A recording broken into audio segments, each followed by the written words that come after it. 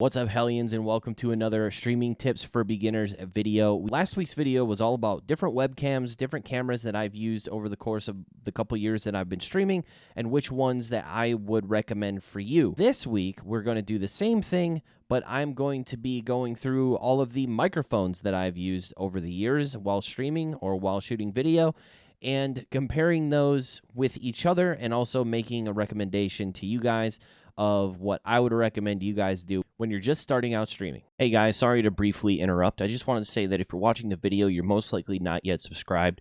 We're really pushing for that 1,000 subscribers, so I've added an incentive. If we can hit 1,000 subs, I will do a Just Dance video wearing this. Enjoy the rest of the video. Thank you for watching. So I think I could make a pretty good argument in saying that your microphone and your audio quality is much more important than your webcam quality. I think there's many different reasons why this is the case, but the main one, I think, is that a lot of people, when they watch Twitch on the second monitor. They have it on in the background while they're playing their own games or while they're at work.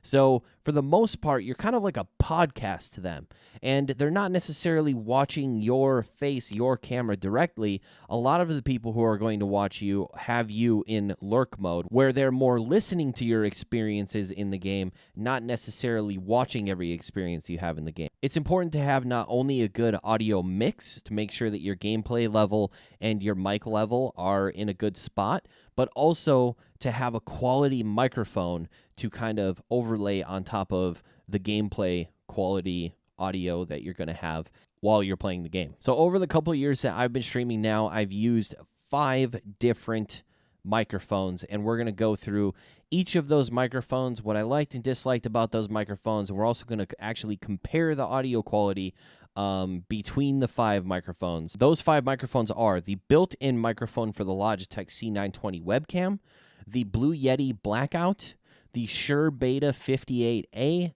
the Logitech 433 headset microphone, and the Rode VideoMic Pro DSLR attachment microphone. All right, so the first microphone we're talking about is the Logitech C920 webcam microphone. I'm pretty sure you guys can agree with me. Even when you're just starting out streaming, if you can help it, you should not use your webcam microphone to stream. Webcam microphones are for Zoom calls, work meetings, school stuff, Skype calls with grandma. They are not for the semi-professional like quality you're going for when you're first starting streaming. It's not going to provide a very good first impression for people coming into your stream if you're just using your webcam microphone. Honestly, people are going to probably think something is wrong. They're going to say, hey, I think it's picking up your webcam microphone. And you're going to be like, well, yeah, I'm using my webcam microphone. And then they're going to go, oh, goodbye. All right, so let's check out the audio quality for the Logitech C920. All right, guys, so this is the unfiltered quality of the Logitech C920. Now, we can directly compare this to the SHURE Beta 58A. If I quickly turn it off, this is the difference between the 2 microphones. And there is a huge difference between the 2 microphones. One is really kind of cutting down on all the background noise. It's more focused on your face and your mouth, and it's picking up what is being projected from your face. It's not picking up everything in the background. The Logitech C920 is going to pick up everything in the area. All right, so we're going to do one last test of this C920 microphone, because I need to show you guys how much it's actually going to pick up compared to this microphone here. I'm actually going to get up, I'm going to go out of the room, into the other room, and I'm pretty sure you're going to be able to hear me from the other room from this microphone. So let's check it out. Okay, I'm now in the other room. I'm even further. I'm in my kitchen now. I'm pretty sure. Okay, I'm on my way back. I was out in my kitchen, out of this room into the kitchen.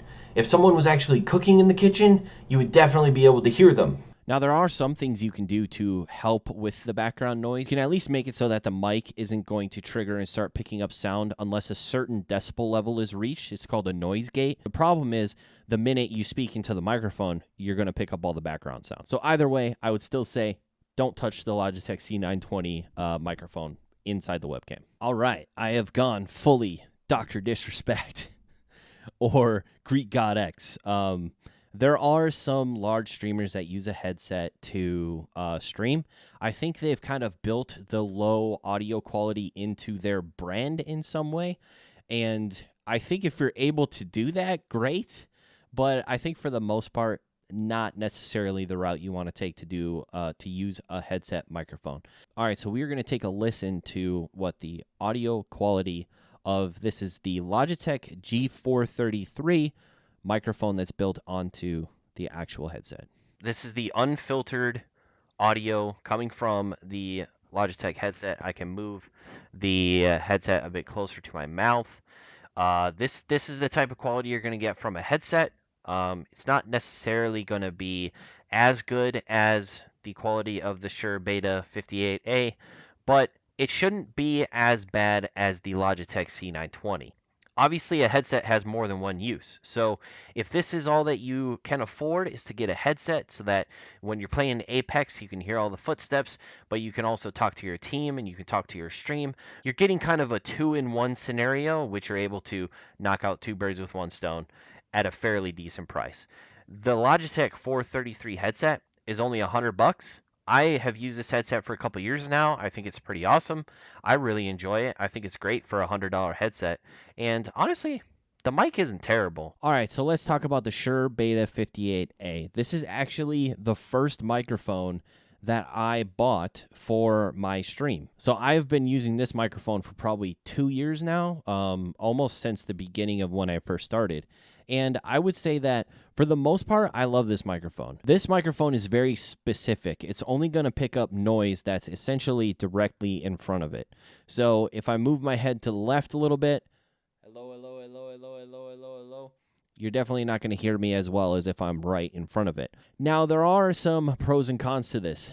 The cons being you're stuck in front of your microphone. So this microphone is what's called an XLR microphone. It's different from some of the other microphones that you might see that are just USB. So USB would just plug directly into a USB port on your computer, and then it would be pretty much good to go. You just set it up as an audio device, and it's good to go. Unfortunately, choosing to have an XLR microphone like the Shure Beta 58A comes with an extra cost because what you need is you need to have an audio interface. Personally, I have a Scarlett 2i2, which is an audio interface that allows you to connect your XLR cord into the interface, and then the interface will output the audio as USB. So then you can plug that into your computer. That gives you the XLR quality experience, but through USB into your computer so that you can capture it on your live streaming software. Now, the Shure Beta 58A is $159 brand new. I've gotten my second Shure Beta 58A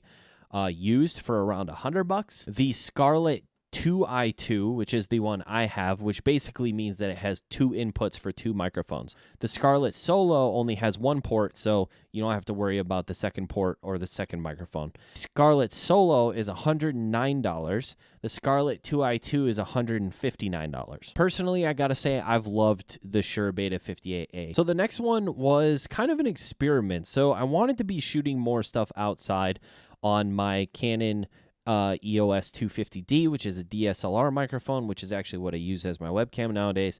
And I thought, okay, so I need a microphone that I'm able to attach to this thing so that I'm able to shoot video outside with audio. So I decided to get the Rode VideoMic Pro. It seemed like one of the better options on the market to be able to shoot stuff on the go and have it be an attachable microphone on top of the camera itself. Let's take a listen to what this sounds like. All right, so we're now on the DSLR, the Rode VideoMic Pro, compared to the Shure Beta 58A. As you can tell, it kind of sounds a bit like the other ones. You should be able to maybe hear some ambient noise while I'm speaking, a bit of fuzz in the background, comparatively to the 58A, which should be pretty clean. Like I said, the nice thing is, you know, I could just sit here and talk, and I don't feel like the audio quality is really that bad. It probably sounds a little bit tinny, maybe a little bit like I'm in a bathroom compared to the other microphone, but it's kind of nice to just have full range of movement. You're not worried about hitting your mic. You can move around, and it's actually doesn't sound that bad. All right, last but not least, let's talk about the Blue Yeti Blackout. Now, Blue is a brand that's very popular with streamers, especially people who are just starting out streaming. I think that's because they're kind of a bang for your buck situation. You're getting a pretty good microphone, and it's a USB microphone, so you don't have any additive costs with like you do with an XLR microphone, and you're getting it at a decent price. The thing that I liked about the Blue Yeti Blackout is very similar to what I like about the VideoMic Pro, is that you can kind of just put the Blue Yeti Blackout in a room and do your thing. I used to use it for cooking streams, so I would have it kind of on the counter, and then I would do my cooking and everything, and everyone was able to hear me, and yes, they were able to hear some background noise and stuff, but it was a better quality than if I was just going to use a webcam microphone or my laptop microphone or something like that. Now, honestly, the reason why I don't have the Blue Yeti Blackout anymore is because I stopped doing the cooking streams. I actually replaced the Blue Yeti Blackout with the Rode VideoMic Pro. All right, so now that I've gone through the 5 different microphones that I've used in my history of recording videos and streaming on Twitch, I want to make a recommendation. So based on my last video, what I would say is if you're looking at getting a webcam microphone combo, I would say you should definitely go with the Logitech C920 webcam, and depending on budget, you should go with the Blue Yeti microphone, or you should just go straight to the SHURE Beta 58A with the audio interface or something similar. At the end of the day, it all comes down to what your budget actually is, what you're able to afford, how much money you're able to save up and set aside for getting started in your stream. Let me know in the comments below. What's your current setup? Do you like it? Do you not like it? Is there any other questions that you have for me? Obviously, I'm not tech support. If something's going wrong with a particular microphone, I'm not going to be able to help. But if you have just a suggestion or you want an opinion, definitely feel free to post in the comments below. If you liked the video today, if it helped out at all, click the like button, and we'll see you on the next video.